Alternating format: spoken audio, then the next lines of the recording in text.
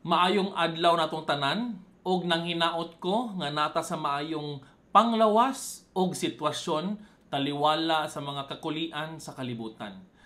Ngatong halangdong preskon pasensya gid kaayo kung karon pa ta nakapahigayon no. Kay mo lagi na bisita og mo pod nagkataas na pod ang mga cases no sa atong dakbayan. So anyway, ang atong paghisgutan karon is about financial assistance for affected individuals this 2021. Kung anong dili matagaan tanan. Okay? Palihog ko og paminaw og ayo aron masabtan. Okay.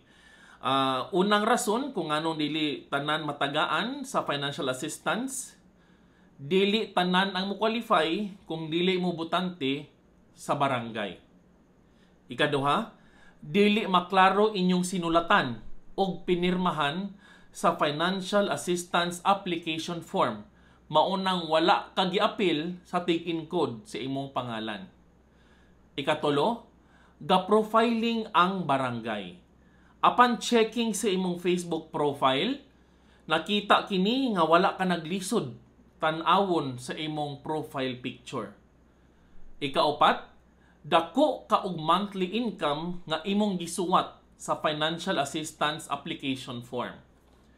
Ikalima, naa ka sa lista. Lista sa dili suod. Dili mo close sa barangay captain, mga kagawad, purok o street leader. Ikaunom, wala ka sa imong balay sa ilang pag-house to house. O ikapito, in connection sa ilang pag-house to house, napansin nila nga dako mog balay.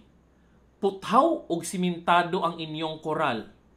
Daghan mog buwak og naay breed ang inyong iro. Ikawalo, naamoy internet connection og kusog ang connectivity niini. Ikanuybing rason, sige kag upgrade sa imong bisikleta ug sige lang mog rides sa imong barkada. Sige kag order online sa mga non-essential goods and items. Sige kag pa-deliver og mga pagkaon sa mga delivery services ingon sa mga security guard sa subdivision o sa imong mga silingan. Number 12. Naobserbahan ka sa imong mga kauban sa community nga sige kag live selling. Sure na dako kag halin. Ika-13, sige kag post nga top 3 ka.